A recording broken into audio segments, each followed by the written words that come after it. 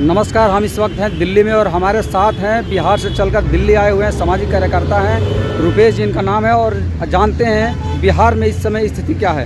Sir, जिस तरह से बिहार से अब आए हैं, लगातार युवाओं की आवाज़ उठाते हैं, छात्राओं की आवाज़ उठाते हैं, बिहार में इस समय स्थिति क्या है? सभी दर्शकों को मेरा प्रणाम, मेरा नमस्कार। बिहार वासियों को मेरा सादर नमन प्रणाम। मैं यही कहना चाहूँगा आपकी बातों को, बिहार की स्थिति अभी देश के लिए सबसे बेहतर स्थिति में है।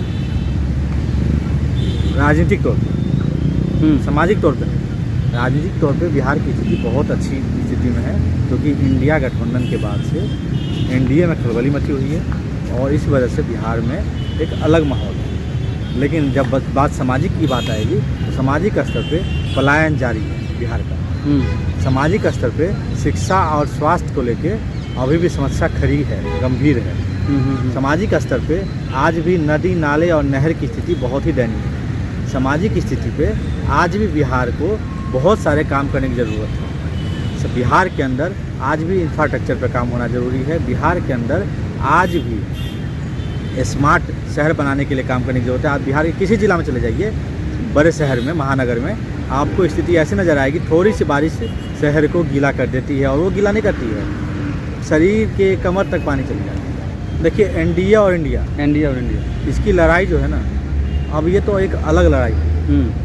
अब इंडिया को हराना है, एनडीए को जिताना है, ये तो अब जनता तय करेगी। लेकिन मेरा मानना है कि इस बार मोदी जी के जुमलों के खिलाफ जनता को खड़ा होना चाहिए, क्योंकि राष्ट्रवाद और हिंदुत्व के बल पे अगर देश में कुछ काम किया होता तो मैं उसको भी सम्मान करता। एक भी नेता और नेता का बेटा राष्ट्रवाद का झंडा नहीं उठाता है। एक भी नेता और मंत्री का बेटा हिंदुत्व का झंडा नहीं उठाता है। दंगा में, हिंसा में या किसी आंदोलन में शामिल नहीं होता है। किसी नेता मंत्री का हमको नेता और मंत्री जी का बेटा हमको बता दीजिए जो किसी आंदोलन में आता हो, किसी प्रोग्राम में आता हो। नहीं आते, हमारे स्वर्ण समाज के लोग हैं झंडा बुलंद करने के लिए आते, हमारे गरीब ओबीसी समाज के लोग हैं, एससी एसटी समाज के लोग हैं।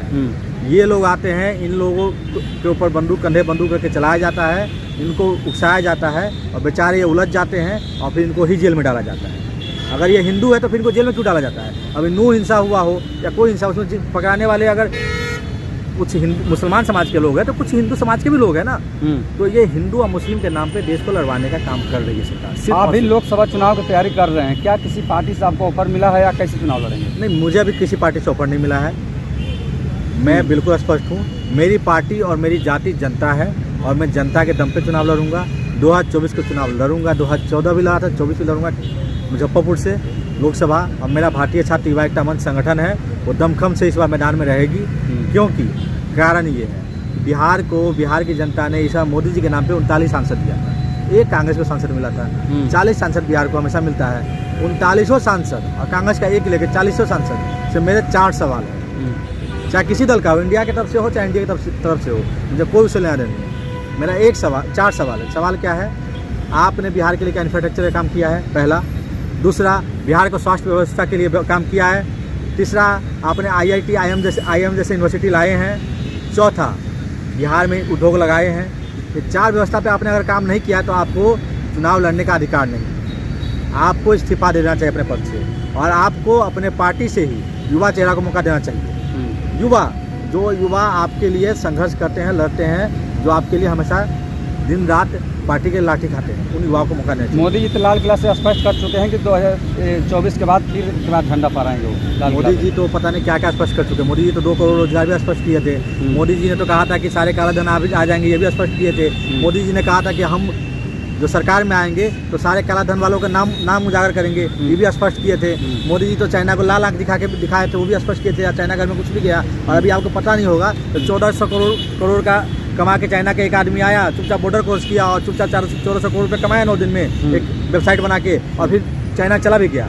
मोदी जी तो पाकिस्तान से को भी बदला लेने के लिए स्पष्ट किए थे। मोदी जी तो कश्मीर को भी मुक्त करा रहे थे। मोदी जी तो हर साल किसानों को डबल आय दे रहे थे। मोदी जी तो पता नहीं क्या क्या, मोदी जी का लिस्ट गिनती कम पड़ जाएगी। मोदी जी तो अब जो कर रहे हैं, मोदी जी सिर्फ और सिर्फ अडानी अंबानी जी के कर रहे हैं। तेल के दाम आधे करने की बात कहते मोदी जी, गैस सिलेंडर के दाम आधे करने की बात कहते, टमाटर 200 रुपये 300 खाने में मज़ा आता है, क्योंकि मुँह भी टमाटर की तरह लाल हो जाता है। तो मोदी जी तो पता नहीं बहुत कुछ कहते हैं। इसीलिए मोदी जी को लेकर कोई कह दे कि अनपढ़ है या कोई कह दे कुछ, हम इस बात से नहीं मानते हैं कि हमारे देश का प्रधानमंत्री अनपढ़ है। और हमारा संविधान इतना खूबसूरत है कि हमारे देश के गद्दी पे अनपढ़ भी बैठ सकता है। ये हमारे देश का संविधान है। जिस तरह तेजस्वी चुनाव से पहले वादा किए थे और उनकी सरकार भी इस समय है, क्या वादा पूरा हुआ नौकरी के लिए? तेजस्वी जी ने जो वादा किया है उस वादे पे घोषणाएं तो बिहार में हो रही है रोजगार को लेकर। देखिए, कार्य करना और कार्य को निभाना दोनों में अंतर होता है। घोषणा भी एक अलग बात है। तेजस्वी जी घोषणा किए थे, उसके लेके भी हम लोग बराबर सवाल खड़ा किए हैं।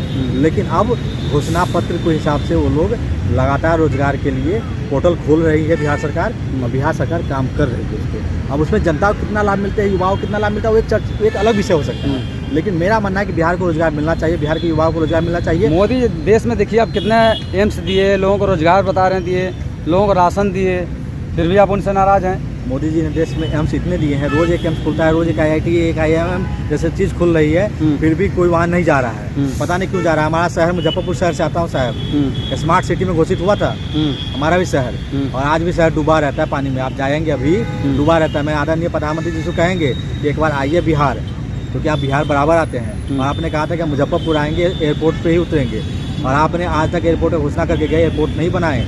अब तो एयरपोर्ट के आंदोलन शुरू होगा। रेल का आंदोलन तो हमारे संगठन ने लड़ लिया, अब एयरपोर्ट का आंदोलन लड़ेंगे। और आपने जो घोषणा किया था, इस बार किस एयरपोर्ट पे उतरेंगे वो भी बता के जाइएगा। 24 में आपको एयरपोर्ट नहीं है, क्योंकि आपने एयरपोर्ट नहीं बनाया है। और घोषणा करना और चुनाव जीतना, चुनाव बने रहना, ये एक अलग विषय है। मोदी जी घोषणावीर है, कार्यवीर नहीं है। वो अपने कार्य के लिए अगर हिसाब से देखा जाए तो बनारस को केवटो बना रहे थे। बनारस कितना केवटो बना है वो तो बनारस के लोग ही जान रहे हैं। बिहार में छात्राओं पर लाठीचार्ज भी हुआ है, इसके लिए क्या कहेंगे? मैं इसके लिए मैं दुखद बताऊंगा। सरकार के लिए, सरकार की मैं जितना इसमें कह सकता हूँ, निंदा की बात है, निंदा ही करूँगा। क्योंकि सरकार को जितने भी आंदोलन हो, मेरा ये अपना पर्सनल मानना है, क्योंकि हम भी एक आंदोलनकारी है, और नीतीश जी भी, हमारे आदरणीय प्रधानमंत्री जी भी आंदोलन से ही आज मुख्यमंत्री बने हैं। लालू जी भी आंदोलन से ही आज मुख्यमंत्री बने हैं और देश के बड़े नेता बने हैं। तो मैं उनसे कहना चाहूँगा, बिहार में आंदोलन छोटा हो या बड़ा, आंदोलनकारियों की सुनी जानी चाहिए। आपके पास इतना समय होना चाहिए नीतीश जी और तेजस्वी जी के पास कि उनको 10 मिनट दे के उनकी बात को सुने, उनकी बातों को गंभीरता से ले, उनकी बातों को समझ के उस पर दिशा निर्देश तैयार करें।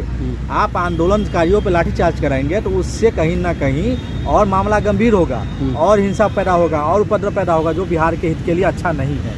ये मेरा अपना मानना है। लाठीचार्ज करना बहुत ही निंदनीय है और दुखद है, ये मैं बराबर कहता हूँ। नीतीश कुमार भी प्रधानमंत्री के लिए अभी तैयारी कर रहे हैं, क्या अब नीतीश जी बेस्ट है या मोदी जी?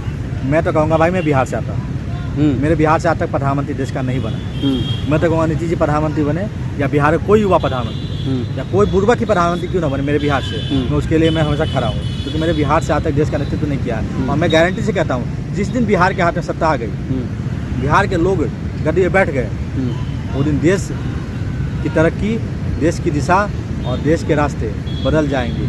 लोग देश के, भारत के पास बिल्कुल ऐसे आएंगे सम्मान से झुकते हुए तो उनको लगा कि हम भारत से नहीं, जैसे अमेरिका के पास लोग झुके जाते हैं, वैसे भारत के पास झुके आएंगे और कहेंगे हम एक ऐसे देश से मिलने जा रहे हैं जहाँ का राजा, जहाँ का नेतृत्व करता, देश के लिए सोच रहा है, देश की बेहतरी की बात करता है। दिल्ली में आप सुने होंगे, नोएडा में पाकिस्तान सीमा भाभी आई है, क्या कहना चाहेंगे उनके बारे में? वो बेकार का कमेंट है। ये प्रेम का मामला है, और प्रेम के प्रति कोई कमेंट नहीं होना चाहिए। प्रेम दो दिलों का मामला है। वो इस देश में, वो उस देश में, सरहदों के बीच में कोई प्रेम का मामला ही नहीं है। पाकिस्तान के लोग भी हमें बहुत प्यार करते हैं, हमारे लोग भी पाकिस्तान को बहुत प्यार करते हैं। ये जो सरहद को लेकर जो झगड़ा है, ये कुछ लोगों के बीच में झगड़ा है। सभी लोग बुरे नहीं हैं, ना पाकिस्तान में ना हिंदुस्तान में। सब लोग एक दूसरे के प्रति अच्छा सोचते हैं। आप कभी पाकिस्तान जाएँ तो आपको वहाँ सम्मान मिलेगा, पाकिस्तान के लोग यहाँ आते हैं तो उनको भी सम्मान मिलता है। हमारी सरकार पता नहीं क्यों इस बीच को लेके एक मामला, हम चाहते हैं कि हमारे पड़ोसी के साथ हमेशा अच्छा व्यवहार हो, चाहे पड़ोसी हमारे घर के बगल का हो, चाहे पड़ोसी हमारे सीमा सुरक्षा के लिए हो। पड़ोसी हमारा जब तक अच्छा रहेगा तो हम भी अच्छे रहेंगे। ये मेरा अपना पर्सनल मानना है। मैं इसमें देश और देश के बारे में कोई गलत नहीं है। हम खीर तो नहीं खा सकते पाकिस्तान में जाके बिना बताए, बिरयानी तो नहीं खा सकते बिना बताए, लेकिन मैं ये कह सकता हूँ कि पाकिस्तान हो या श्रीलंका हो या चाइना हो या भूटान हो, सबके साथ हमारे संबंध अच्छे होने चाहिए। नेपाल की तरह, नेपाल एक जैसा देश, छोटा भाई हमारा, वो भी हमको आज आँख दिखा रहा है मोदी जी की कृपा से। तो ऐसा नहीं होना चाहिए, मेरा अपना पर्सनल मानना है कि पाकिस्तान के साथ हमारे संवाद अच्छे होना चाहिए। चाइना के साथ क्रिकेट सारे खेल हो सकते हैं, ओलंपिक हो सकते हैं, पाकिस्तान के साथ कबड्डी का मैच हो सकता है, जूनियर क्रिकेट मैच हो सकता है, लेकिन सीनियर क्रिकेट मैच नहीं हो सकता है। जबकि सबसे बड़ा दोनों के देश के बीच में अगर सीनियर क्रिकेट मैच होगा, इंटरनेशनल मैच होगा दोनों देश के बीच में, तो सबसे ज़्यादा संपत्ति और क्या कहते हैं बीसीसीआई का फायदा होगा, भारत का फायदा होगा, पाकिस्तान का फायदा होगा, दोनों देश को फायदा होगा। और देश की युवा चाहता है कि दोनों देश के क्रिकेटर खेले एक दूसरे के साथ। हम लोग चाहते हैं, हम लोग क्रिकेट प्रेमी लोग हैं, हम लोग चाहते हैं कि पाकिस्तान के भी प्लेयर आए यहाँ खेले, हमारे लोग भी वहाँ जाए खेले। तो हम लोग चाहते हैं खेल हो, खेल के लिए हम लोग चाहते हैं। तो ऐसा नहीं है, ऐसा नहीं होना चाहिए। अपने विरोधियों के साथ भी एक प्रेम होना चाहिए। ये मेरा मानना है कि सरकार से हम चाहेंगे इस पर विचार करें और सबसे अच्छे संवाद बना के रखें। हाँ, जब आग दिखाने की बारी होगी तो खड़े हैं लड़ाई लड़ने के लिए। बांग्लादेश बनाए हैं, एक देश और बना देंगे पाकिस्तान को तोड़ के, उसके लिए पीछे हटने वाले नहीं हम लोग। इसकी चिंता करने की जरूरत नहीं है। जब पाकिस्तान आग दिखाएगा घर में घुस के मारेंगे, इसके लिए हम लोग तैयार हैं, उसमें पीछे नहीं हटेंगे। हम बिहार की जनता से और देश की जनता से चाहेंगे कि मणिपुर की हिंसा को देखते हुए, देश में दंगा और हिंसा को देखते हुए इस बार 24 में बदलाव कीजिए, देश में बदलाव कीजिए और युवाओं को मौका दीजिए। युवा चाहे निर्दलीय आए, युवा चाहे किसी पार्टी से आए, युवा अच्छा हो, नया हो, क्षेत्र की सोच रहा हो, विकास की सोच रहा हो, किसी दल से आए उसको सम्मान दीजिए। चाहे बीजेपी से आए, चाहे कांग्रेस से आए, चाहे आरजेडी से, किसी दल से अगर युवा अच्छा है उसको मौका दीजिए इस बार 2024 में। ये मेरा अपना व्यक्तिगत मामला है, मानना है। और इसको लेकर मैं आप लोगों से कहूँगा कि इस बार 2024 में बदलाव कीजिए। बदलाव करना जरूरी है अगर आप लोग चाहते हैं कि आप लोग देश को बेहतर बनाना है। जय हिंद, जय भारत, जय भीम।